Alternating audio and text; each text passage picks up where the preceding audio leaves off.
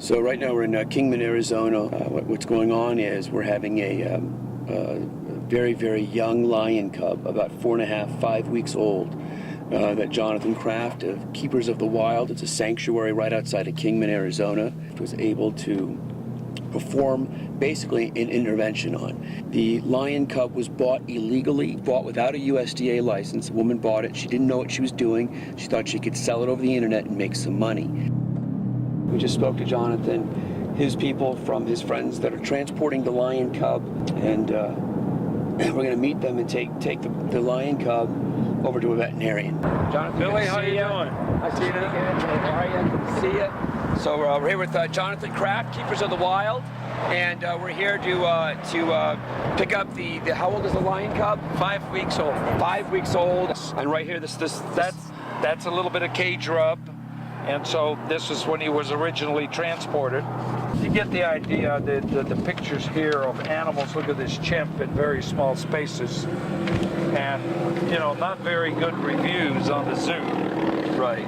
Oh, so this was bought by a zoo? They are just breeding the hell out of these animals, and then they exhibit them, take them for photo opportunities. They take them for photo opportunity. If they got surplus, I guess they sell them. Is this legal? The gal was told that this was a private sale, and she said she paid $1,800 cash for the animal. She's a dog breeder herself. Okay. And so maybe she was trying to make money. Maybe it looked really cute. She didn't know what she was getting into.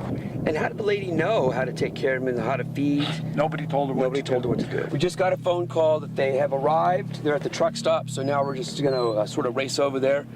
We just had a meeting point for me and Jonathan to hook up here, and now we're going to follow him over there. The people that are transporting the animal are actually on their way to Phoenix, and they're doing this stop for us, or for Jonathan and Keepers of the Wild, as a favor to Jonathan. She's got the cub in her lap right now. Come here. Oh my goodness. Oh my Lord. Look at me. But you know, they look really, really cute when they're this little, but the public just doesn't understand. Yeah. No. This is a wild animal. No matter how close you stay to them, this guy is going to grow within a year. He'll be 300 pounds. Yep. And, you know, they become very, very dangerous. Particularly lions are really full of testosterone, and that's right. Very jealous and possessive. Yep. And so they require special care. There's no question about it. Absolutely. What we're going to do right now is we're going to take him straight over to our vets, and Jenny's vet and our vets have already been in communication, so they're going to give him a quick check over before we take him, you know, to the sanctuary, because we want to make sure that he's 100%. Yep.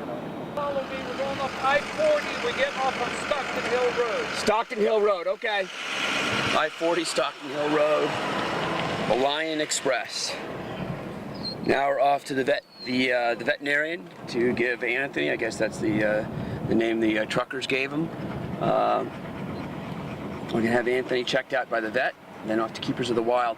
So it looks like we are in a bit of a rush. Jonathan's moving pretty quickly, so I guess we're moving quick because they want to make sure that the lion cub is okay. So I guess this is an urgent situation, so I'm just following along, trying to keep up. This is Dr. Cartwright. That's a cage rub. Did they test that for ringworm? I know it does. So what did they decide that this was? It came out negative for ringworm, you said? Yeah, I have to see his paperwork. I didn't get time to go over his files. Can I black light him anyway? Yeah. I knew you couldn't. So right now they're going to go in there, they're going to put a black light on the cage rub to see if it's ringworm or not, and they'll treat it for ringworm. So has he got a clean bill of health, Doc? He has issues, but nothing major. He does have a malformation in his genital area.